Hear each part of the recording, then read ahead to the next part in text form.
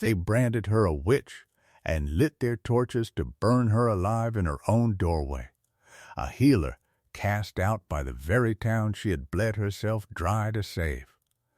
But when the mob of Hollow Pine came up the mountain to put a frightened woman to the fire, they did not know that the feared trapper of Black Antler Ridge would plant himself in that doorway first, and that her one act of defiance would set the whole Wyoming high country ablaze before the snow ever melted.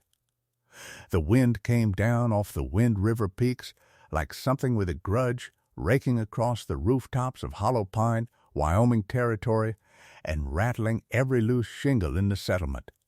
It was the brittle January of 1879, and the cold had teeth.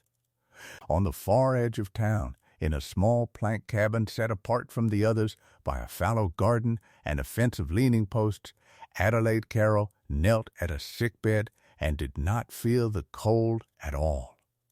She was 24, the orphaned daughter of a country doctor from Ohio, and she had hands that knew their work. For 3 years, she had been the only thing standing between Hollow Pine and the graveyard on the hill, and the town had let her do it because there was no one else, and because the nearest licensed physician was 4 frozen days away by coach. Adelaide pressed a poultice of mustard and rendered fat against the heaving chest of the Pruitt child, a boy of 6 whose breath had gone to wet rattling in the night. His mother, Hattie Pruitt, sat white-knuckled in the corner, twisting her apron into a rope. "He'll breathe easier by dawn if the fever breaks," Adelaide said softly, never looking up from the boy. "Keep the kettle going. The steam does as much as anything I carry in this bag." She had said versions of those words 100 times in this territory. She believed them. What she did not yet understand was that in Hollow Pine, gratitude had a short and miserable memory, and fear had a long one. The trouble had a name, and the name was Silas Vane. He had arrived in the autumn, calling himself a man of God, a traveling preacher with a black coat gone green at the seams and a voice that could fill a barn. The town, hungry for a church it had never had the money to build, took him in. But Adelaide had watched him in the months since, and what she saw was not a shepherd. She saw a man who counted the collection plate twice, who watched which widows had land, who studied the settlement the way a hawk studies a field. And Silas Vane, for his part, had taken one look at the healer woman that the whole town trusted, the woman who could empty a sick room of fear with a few quiet words, and he had recognized a rival for the only thing he cared about, the grip of fear that kept the plate full. So he had begun, gently at first, to poison her well. A word after Sunday meeting about the old ways, the heathen ways, the women in the wilderness who knew too much of herbs and birth and death. A reminder that Scripture had hard things to say about such women.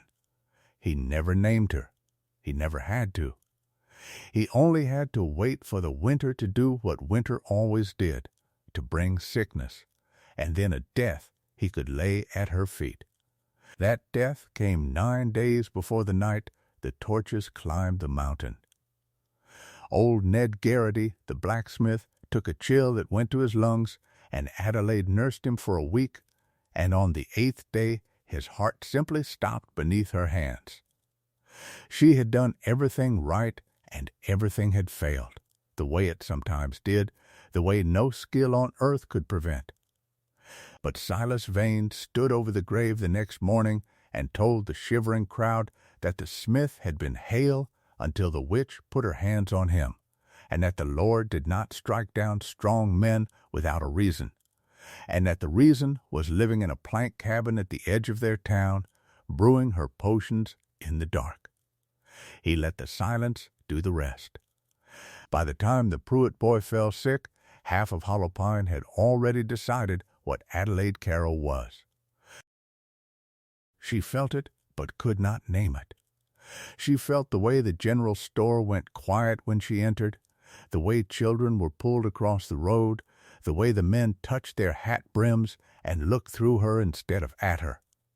Once, that very week, she had passed Silas Vane on the boardwalk, and he had stepped aside to let her by with a courtly little bow.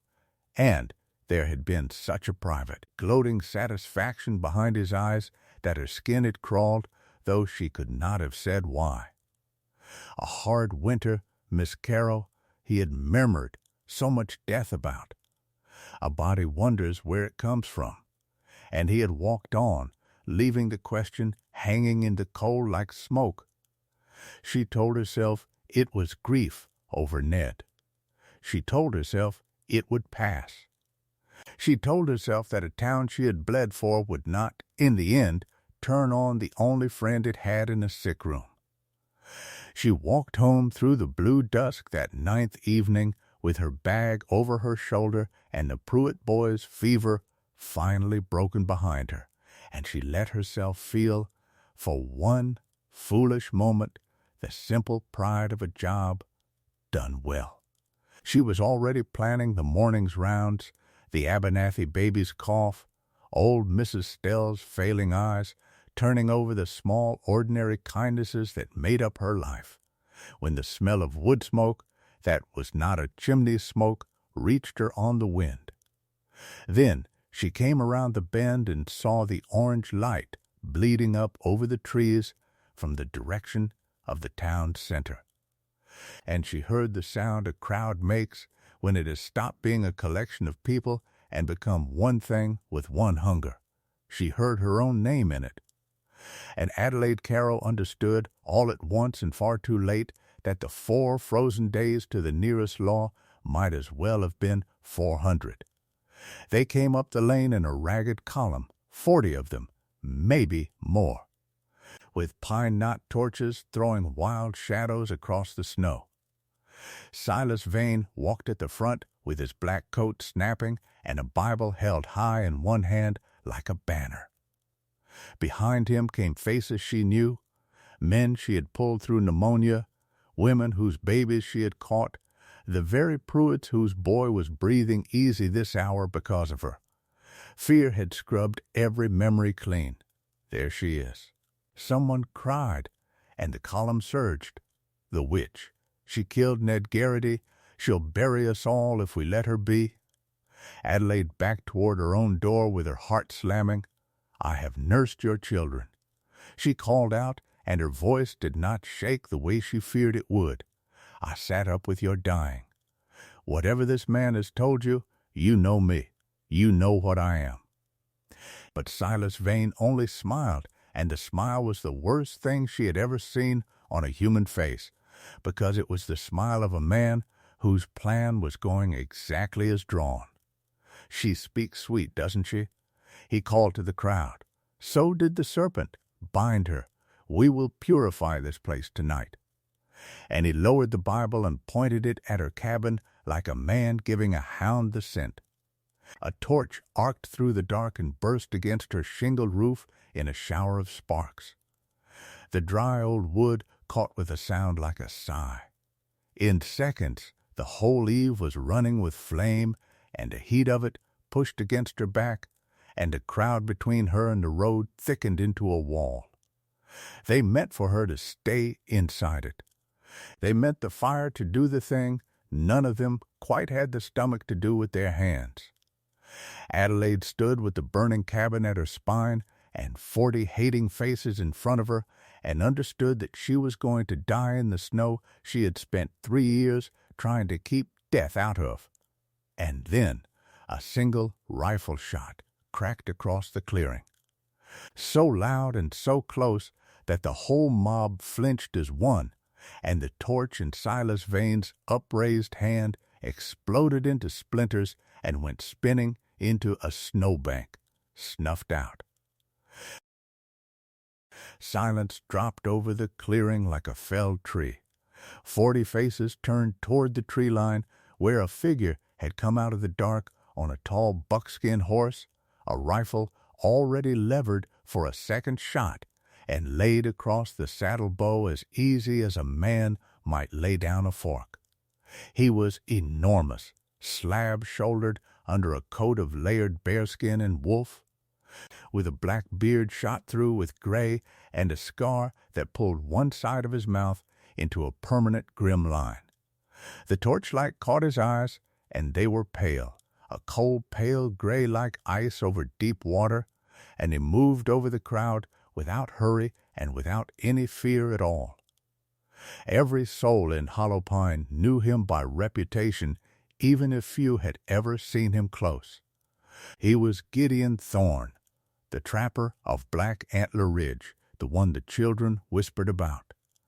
The one the men called the Black Antler Devil because he lived alone in the high country where no sane man wintered, and because there were stories about what had happened to the last 3 men who had tried to jump his trap line. "That's enough," Gideon said. He did not raise his voice. He did not have to.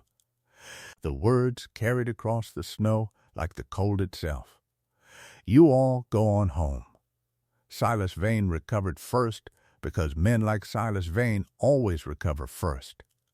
This is no concern of yours, trapper," he called, drawing himself up. "This is the Lord's work, and the town's. That woman is a witch and a murderess, and the rifle moved." It was not a fast motion, but it was a final one, and the black bore of it came to rest pointed at the center of the preacher's chest, and Silas Vane's holy speech died in his throat.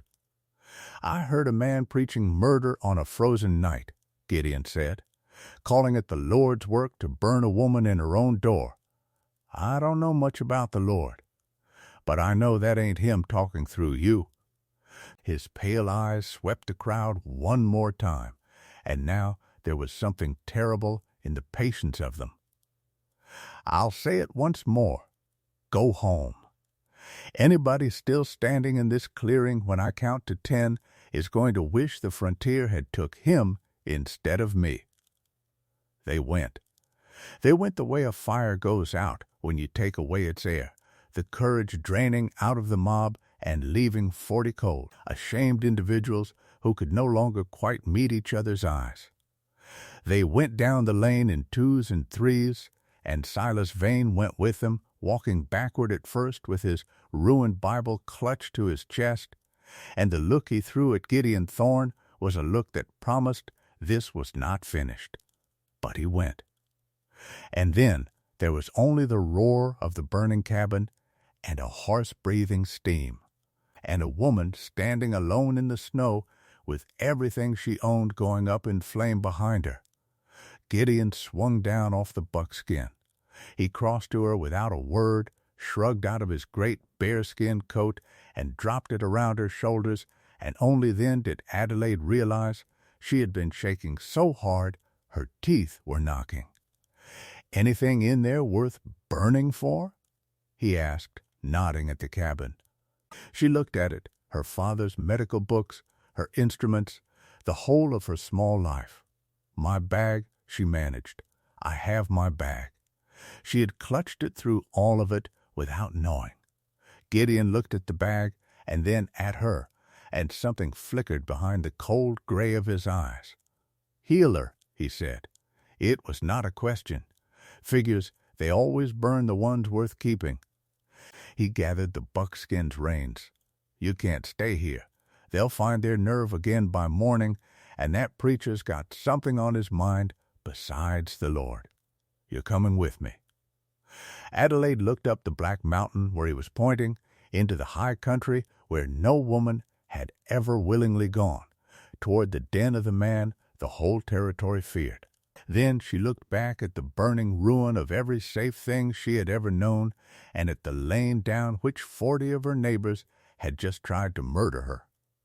"Mr. Thorne," she said, and her formal voice steadied her the way it always did, "I do not know you, and I have no reason on this earth to trust you."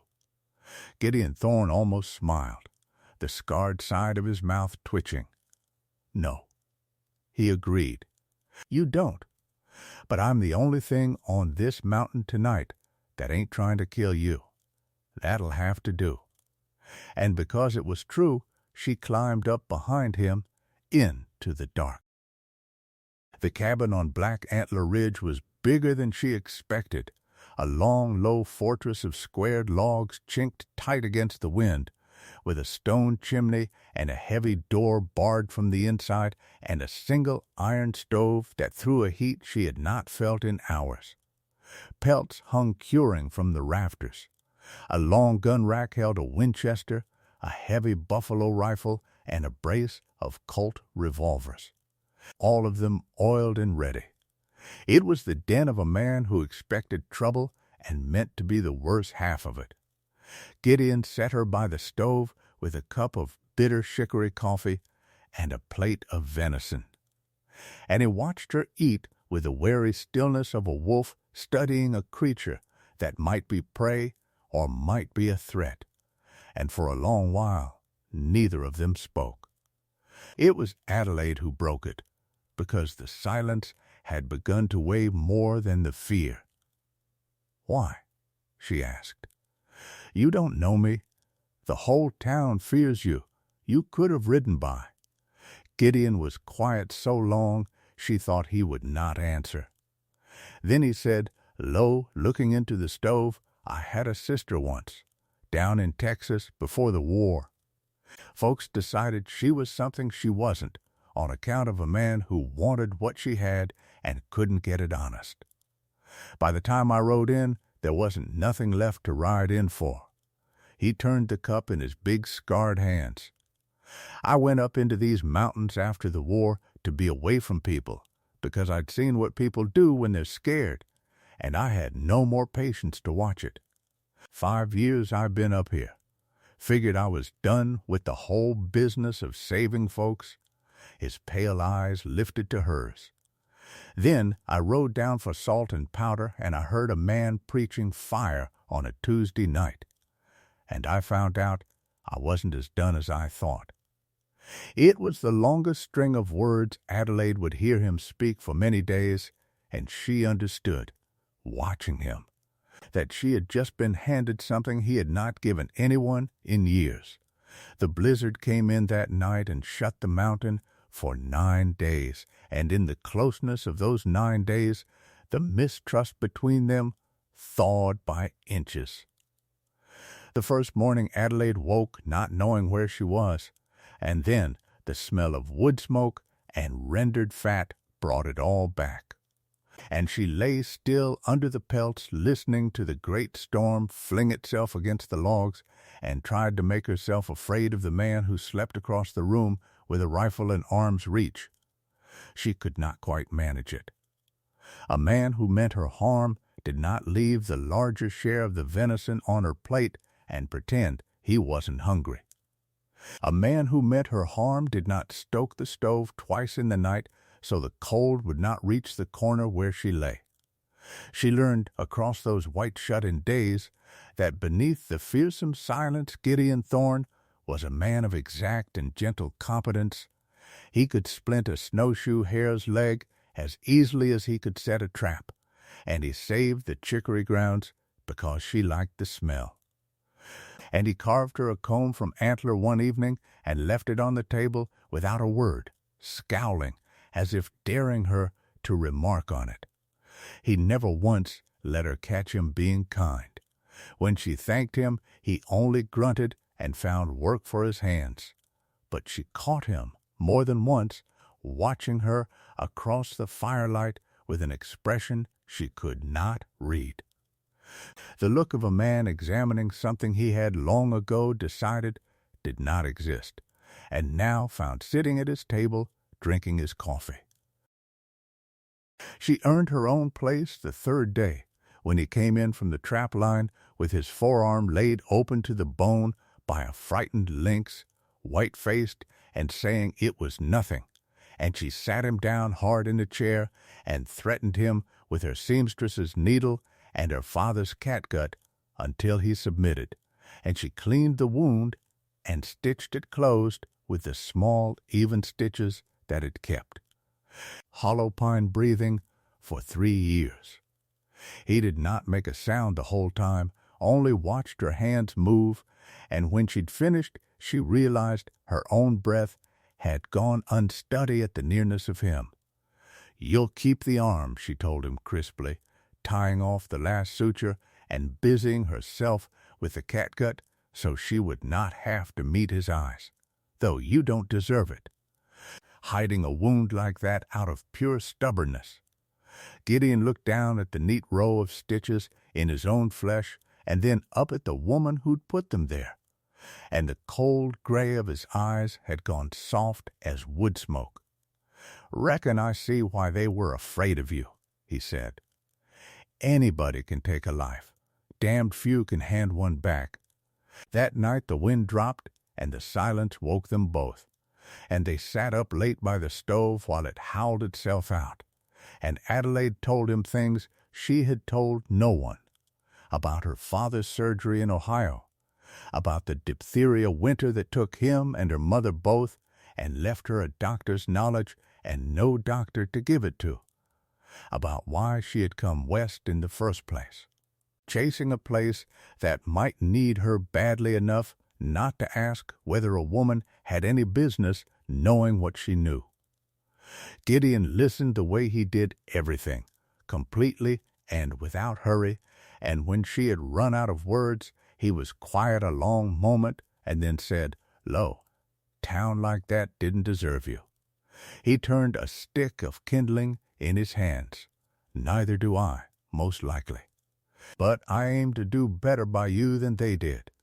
It was not a pretty speech. It was the truest thing anyone had said to her in 3 years, and she found she had to look away from him so he would not see what it did to her face. But the frontier does not grant peace, only intermissions. On the morning the storm finally broke, and the world lay blinding and silent under fresh snow. Gideon went out before dawn to run the line and came back at a dead run, and the look on his face turned Adelaide's blood to ice water. "Saddle up what you can carry," he said, already pulling the Winchester from the rack and stuffing his coat pockets with brass cartridges. "There's tracks in the new snow at the bottom of the ridge, a dozen horses, more, coming up slow and careful, the way men come when they mean to surround a thing." Adelaide's hand went to her throat. "The town?" Gideon's jaw set hard. "Some of the town. But the man leading 'em ain't no farmer." He looked at her, and for the first time she saw the full grim weight of what he was. "That preacher of yours.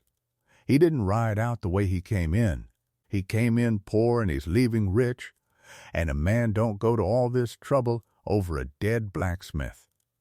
And then he said the thing she would hold to through everything that followed, said it plain and quiet with one hand on her shoulder. "Whatever happens down there, you hear me, you are under my protection now. I won't let them take you. I'd burn the whole mountain down first." They did not run. There was nowhere to run that a dozen mounted men would not run them down, and Gideon Thorne had not lived 5 winters in the high country by fleeing into open snow. Instead, he took her higher, up a goat track she could never have found, to the black mouth of an abandoned silver mine called the Widow's Cut, dug into the mountain shoulder by men who had chased a vein until it pinched out and left only timbers and tailings and the dark. "Easy to defend," Gideon said, levering around into the Winchester as they ducked inside. "One way in. They have to come to us across open ground, one at a time, and the man who does is a fool." He pressed one of the Colt revolvers into Adelaide's hands, closing her cold fingers around the wood grips. "You ever fire one?" She shook her head. "Then listen close, because I'll only say it once. Both hands. Don't snatch the trigger. Squeeze it like you're closing a door soft. It'll jump when it fires. Let it. And don't you dare aim it at anything you don't mean to kill." Adelaide looked down at the heavy thing in her hands, This woman who had spent her whole life learning to mend bodies and felt the cold weight of a thing built only to break them. The riders came into the basin below the mine as the sun cleared the eastern peaks, and Silas Vane rode at their head, but he was no longer dressed as a preacher. The black coat was gone, and in its place he wore good wool and a heavy gun belt, and beside him rode hard-faced men with the look of paid killers, men who had never sat in a hollow pine pew in their lives. Vane cupped his hands, and his voice rolled up the slope. "Thorne, you've got something of mine, and I'll have it back. Not the woman, though I'll take her too for the trouble. I want what's buried under that ridge of yours." He laughed, and the laugh echoed cold off the rock. "Did your healer never tell you? Did she never wonder why a poor preacher wanted one particular woman dead? Old Ned Garrity didn't die of a chill, Thorne. He died because he'd found the assay, and he was fool enough to tell the witch about it before I could shut his mouth. There's a silver lode under Black Antler that'd make a king blush. I just needed the only two people who knew about it gone. The smith's in the ground. That leaves her." And Adelaide, crouched in the dark of the mine with a revolver in her hands, understood at last the whole shape of the thing, that she had never been hated for witchcraft at all, that the fear and the fire and the 40 faces had all been a tool in the hand of a greedy man, that poor dead Ned had whispered her a secret she'd been too busy nursing the sick to even remember, and that it had nearly cost her everything. The understanding did not break her. It did the opposite. It poured something cold and steady down her spine. He used them, she breathed. He used all of them. Their fear, their grief over Ned. He aimed a whole town at me like a gun. Gideon's pale eyes never left the basin. "Greedy men always do," he said. "Fear's the cheapest weapon there is. Now hush, and watch the left side. Here they come." They came in a rush, and the high mountain morning came apart into noise and powder smoke. Gideon's Winchester spoke from the right of the mine mouth in a steady, terrible rhythm, and the first two riders went down before they'd crossed half the open ground, and the rest broke for the cover of the tailings. "Keep low and keep loading," he called to her over the din, and she did, her hands moving brass into the chambers of the spare Colt the way he'd shown her. Fumbling once and then steady, while the air above them sang with lead and rock chips, stung her cheek. He was everywhere at once, shifting along the mine mouth, never firing twice from the same spot, ducking back into the dark and reappearing 10 feet down to drop a man who'd thought he'd found an angle. For a few minutes it seemed that one man behind good rock might truly hold off a dozen, and Adelaide felt a wild, fierce hope rise in her chest. But Vane had not come up the mountain a fool. She heard him bellowing orders below, splitting his men, and through the smoke she watched the morning turn against them. He sent riders wide on both flanks to work up through the broken ground where the mine-mouth's field of fire could not reach, while the rest poured a steady fire into the opening to keep Gideon pinned. The trapper cursed and shifted to meet the flankers and could not be in two places at once, and that was the whole of Vane's plan, to give him too many directions to face. A hard-faced rifleman scrambled high onto the ledge above and to the left of the mine mouth, a place Gideon could not cover without stepping clear into the open, and the man took his time. And his first shot caught Gideon Thorne high in the left shoulder and spun him hard against the rock. He went down. Adelaide screamed his name and was at his side before she knew she'd moved, pressing both hands to the wound the way 3 years of practice had trained her, and his blood welled hot and dark between her fingers. "It's nothing," he gritted, trying to push her off, trying to get back to the rifle that had spun from his grasp. Get back in the dark, get back. But the men were already swarming up the open ground now that the Winchester had gone silent, boots scrabbling on the rock, and there was no time and no rifle and no more mountain to climb. Two of them reached the mine mouth and dragged Gideon out into the white morning light by his wounded arm, and he fought them, even bleeding, even half blind with pain, until a third drove a boot into his ribs and put a pistol to his temple. And Silas Vane walked up the last of the slope at his leisure, drew a long bone-handled knife, and crouched down to lay its edge against the throat of the man who had defied him. "You should have stayed on your mountain, devil," Vane said pleasantly. "Now then, where's the woman?" She was standing in the mouth of the mine. She had come out of the dark on her own 2 feet, and she held the heavy Colt revolver in both hands, the way the man bleeding at the preacher's feet had taught her. And it did not waver. The killers turned toward her and saw a healer in a borrowed bearskin coat, a soft-handed woman who'd never fired a gun in her life until this morning, and one of them actually laughed.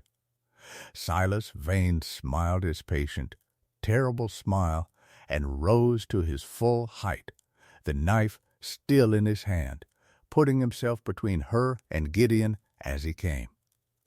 "Now there's a sensible girl," he said, walking toward her, slow and easy. "Put that down before you hurt yourself, and I'll see you're treated kindly. You're worth nothing to me dead. Be reasonable. You're a healer, woman, you don't have it in you to, both hands. Squeeze it like you're closing a door soft. Let it jump." The Colt bucked in Adelaide Carroll's grip, and the sound of it slapped off the rock walls and rolled down the whole mountain, and Silas Vane stopped walking. He looked down at himself with an expression of pure astonishment, as if the morning itself had betrayed him, as if he could not credit that the soft-handed witch had actually done it. The bone-handled knife slipped from his fingers and rang on the stone. "You," he said, and got no further, and then the greedy preacher of Hollow Pine folded down into the bright clean snow he had marched up the mountain to bury her in, and was still. For one frozen heartbeat, nobody moved. It was the heartbeat that broke them. The paid killers had ridden up that slope for a rich man's silver, and the rich man was dead in the snow, and there is no wage that buys a man's nerve once the paymaster is cooling at his feet. And in that same heartbeat, the first notes of a bugle came thin and clear up the valley from below, and a column of blue riders crested the lower ridge at a hard gallop. A U.S. Marshal named Cobb and a detachment of cavalry out of Fort Washakie, summoned 3 days past by a horrified Hattie Pruitt, who had woken in the night unable to live with what the town had become, and had sent her husband riding through the blizzard to fetch the only law within reach. The killers threw down their guns. There was nothing left to fight for and nowhere to run but into a leveled cavalry carbine, and they knew it. Adelaide did not see most of it.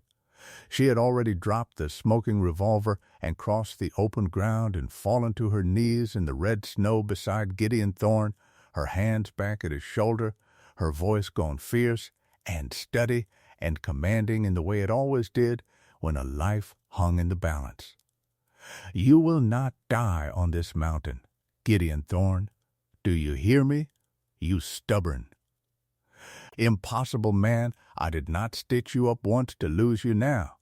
And Gideon, gray-faced and bleeding, and looking up at the furious, weeping, magnificent woman who had just killed a man to save his life, managed the ghost of his scarred half-smile.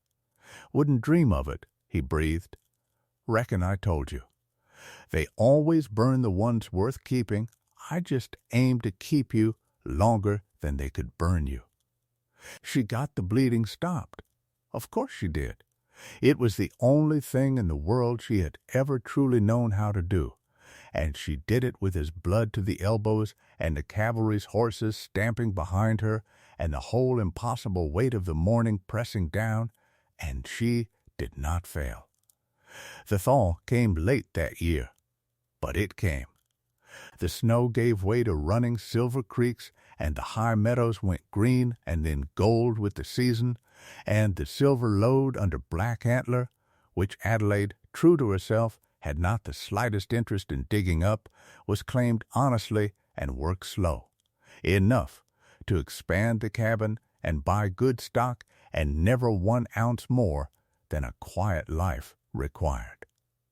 Marshal Cobb's report cleared Adelaide Carrow's name in every settlement from Fort Washakie to the railhead, and Silas Vane was found to have been wanted under 3 other names in 2 other territories, a swindler and a murderer who had built his last fraud on the easiest building material on the frontier, a frightened town's hate. As for Hollow Pine, it sent a delegation up the mountain that spring, hats in hand, the Pruitts at the front of it, and Adelaide met them at the new gate and heard their shame out to the end. And then, because she was who she was, she came back down to deliver their babies and set their bones, on the firm condition that the next preacher who rode through would have to earn his collection plate honest. She and Gideon Thorne were married in the green meadow above his ridge by a circuit judge, under a sky so wide and blue it seemed to hold the whole untamed world in it, and when he leaned down and kissed her, there was nothing of the feared devil left in him at all, only a man who had finally found something worth coming down off his mountain fall. Adelaide Carrow had walked up Black Antler Ridge, a hunted woman, with nothing but a doctor's bag and a steady pair of hands. She did not merely survive the frontier that tried to burn her. She faced down its fire, named the coward who lit it, and saved the man who stood in her doorway, and in the end she did not just outlast the wilderness. She made it her home. What a breathtaking tale of betrayal, courage, and untamed frontier love. Adelaide and Gideon proved that even when a whole town turns to fire and fear, one steady hand and one stubborn heart can stand against it and win. If you love this Wild West romance, hit that like button, share this gripping story with someone who treasures a good frontier saga, and subscribe to our channel for more thrilling historical tales. And tell us in the comments if you had been in Adelaide's shoes, standing in that doorway with the torches closing in, would you have found the courage to fight back?